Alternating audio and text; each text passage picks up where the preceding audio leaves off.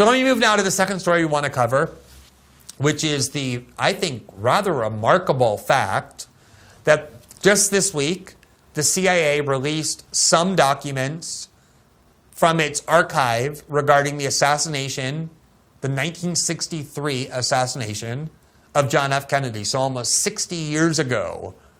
And I think the news here is not so much that they release some more documents, but that they continue to conceal at least 4,000 documents that are still marked top secret and that they refuse to release about the Kennedy assassination. How can anybody consider that justifiable? It's not designed to protect anybody. Almost all of those people involved are dead. We're talking about an event 60 years ago. And yet the CIA has so little respect for the democratic values or for the law that they just refuse to release these documents even though the law requires them to do so.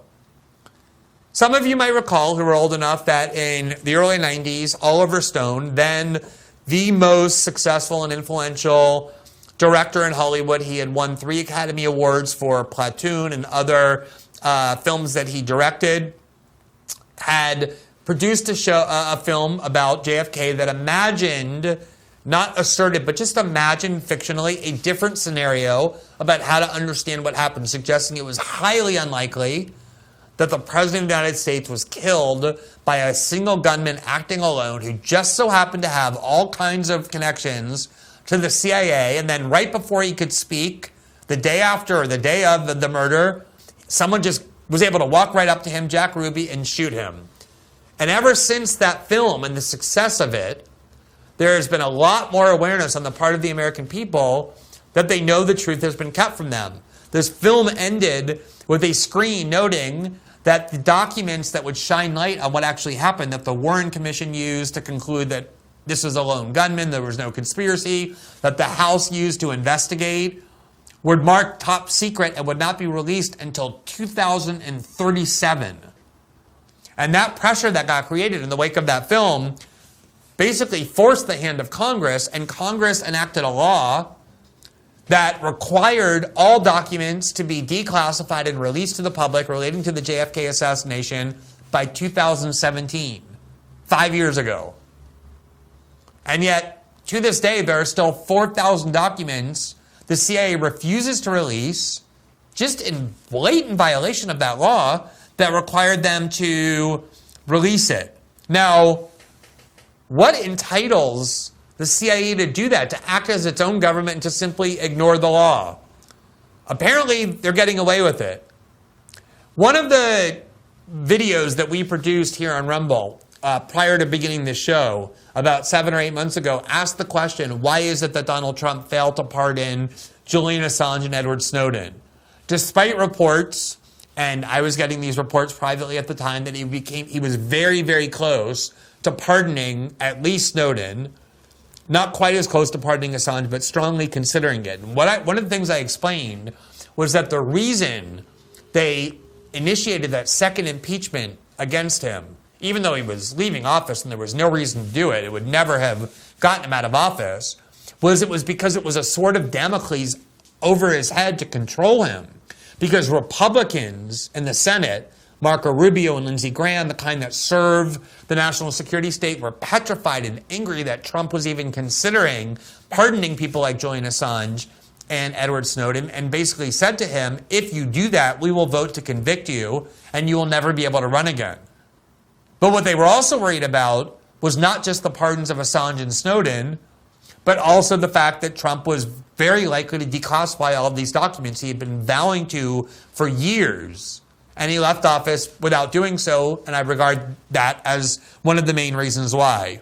Now, there is a book about the CIA and the post-World War II history of the U.S. national security state that I cannot recommend highly enough. The book is by David Talbot, who I know because he was a founder of Salon. I ended up writing at Salon. The book is entitled The Devil's Chessboard, Allen Dulles, the CIA, and the Rise of America's Secret Government. And it tells the story of how we ended up with this permanent power faction in Washington, the intelligence community, that operates completely in the dark, without any democratic accountability and with complete secrecy, to the point where they continue to keep secret the truth about what happened in one of America's most important historical events, the assassination of our president, because they simply want to, and there's nobody that has the power, evidently, to force them to abide by the law. This book, along with a second book I will recommend to you by Vincent Bevins, the journalist Vincent Bevins, called The Jakarta Method, that talks about what the CIA has been doing in secret since the end of World War II, tells the story of why this is such a menacing and insidious agency. But how are we not out in the streets furious?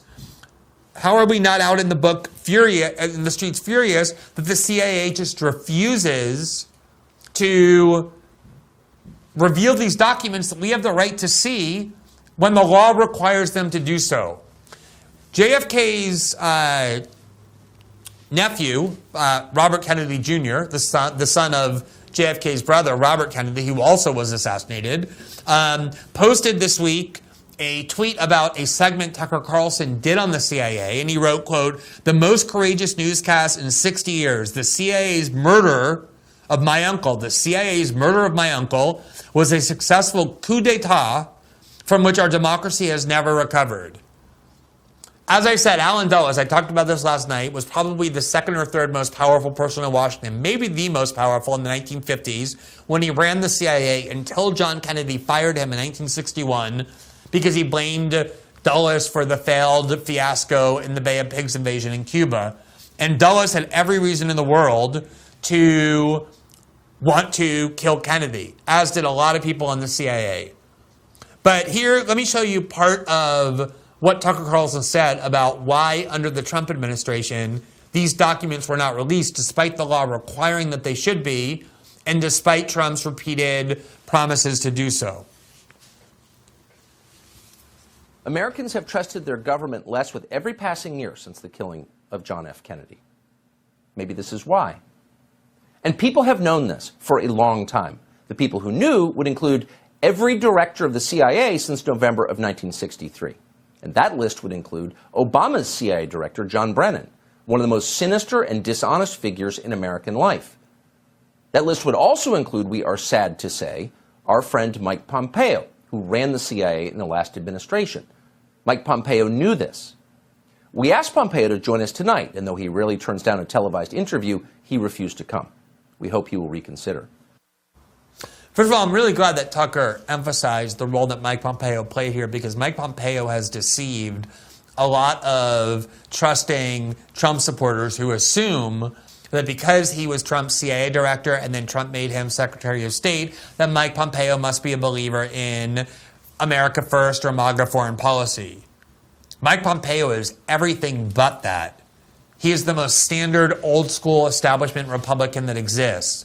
His foreign policy is indistinguishable from Dick and Liz Cheney's. His foreign policy is everything that Donald Trump ran against. One of Trump's major weaknesses, as I think most people know, is that he's very susceptible to flattery by smart people. Pompeo is smart, there's no denying that. And he easily deceived Trump by pretending to be on his side and getting into his good graces, always remaining loyal, but every step of the way subverting what Trump wanted to do. Pompeo is an old-school warmonger and neocon, and his voting record in the House leaves no doubt about that. He was also the primary official in the Trump administration most responsible for the destruction of WikiLeaks and the prosecution of Julian Assange. That was Mike Pompeo's dirty work when he was at the CIA. And also, as Tucker says, Pompeo was the person who impeded and refused to release, when he was at the CIA, these documents that all of us have the right to know. Why would you ever trust Mike Pompeo with anything after what you know? Now, let me just make one point about this secrecy regime that we're seeing with the CIA, that they think they have the right to keep everything from you even 60 years later. One of the things that was obviously the most important experience journalistically in my career was the work that I did with Edward Snowden and the gigantic archive of top secret documents he gave me from the U.S. security state that came from the NSA. And although I've never put an exact number on how many documents we received, I've often said that it is many, many, many hundreds of thousands of pages of top secret documents, a huge archive. And yet you can go and look at how many we published over the course of 3 or 4 years of reporting on that archive, and you will see the number is a tiny fraction of many hundreds of thousands. I think we ended up publishing maybe 2,000, 2,500. And people often ask me why. Why did you publish so few of those documents? One reason was because my source, Edward Snowden, imposed conditions on us when he brought us these archives where he made very clear that he did not want the entire archive published. If he wanted that archive published in full, indiscriminately, he didn't need to work with us. He could have just dumped it on the internet or given it to WikiLeaks to publish it in full. He asked us to curate it very carefully to make sure that no programs that were genuinely or legitimately necessary to protect American lives or would be exposed, and that we not reveal anything that could put innocent people in harm's way. And we honored those wishes. We would have adopted them ourselves anyway. We think that's the ethical way to conduct journalism. We didn't just go around the world indiscriminately releasing documents. We only did release the documents we believe were necessary to inform the public. But the other reason was that most of the archive was just boring. It was banal and uninteresting. And what was so amazing about that fact, I'm talking about instructions on how to get parking credentials at NSA facilities, or how to put in requests for vacation days, or what kind of staffing would be at the lowest levels of NSA on the administrative level. These kind of documents that have no interest to anybody, they're just even too boring to want to read. Every one of those documents was marked top secret or classified or secret, meaning it was a crime to reveal them, even though they are not conceivably sensitive in any way.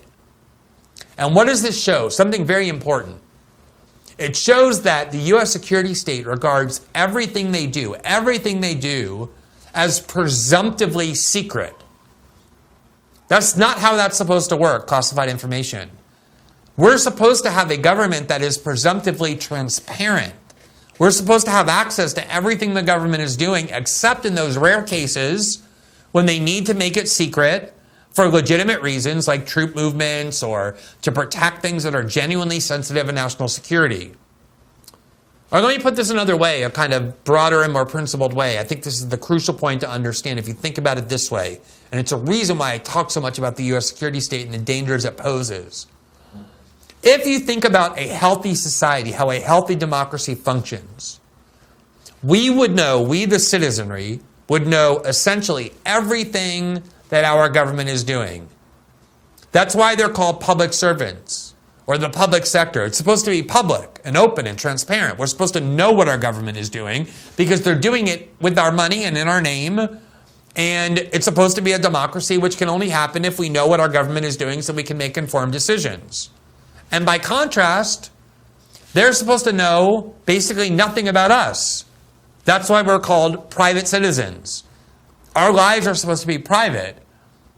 So in very rare cases, we should know everything what the government is doing, except in those rare cases when they have a legitimate right to secrecy.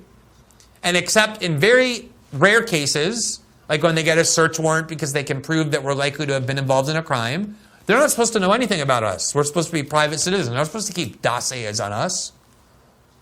And yet what we've learned is that is completely reversed. The U.S. government has built an almost impenetrable wall of secrecy around it, so that even the most banal documents, or the oldest documents from 60 years ago, are kept secret so we know nothing about what that government is actually doing. And at the same time, they know everything about us. They track our movements, they track our telephone calls, they surveil our conversations, all without warrants. That was the point of the Snowden story. That is all continuing to go on. So think about that power dynamic, where we're supposed to have power over our government. They're supposed to be our public servants. But because we know nothing about what they're doing, because they hide it all behind the wall of secrecy, and they know everything about what we're doing since we're subject to mass, indiscriminate, warrantless surveillance, the power dynamic has completely reversed. And that, to me, was the point of the Snowden story, and it's the point of this latest refusal of the CIA to release all of the documents that they're required under the law to release, and instead releasing just enough to make us think that they're complying with this process 5 years after the law required the full disclosure of the entire archive.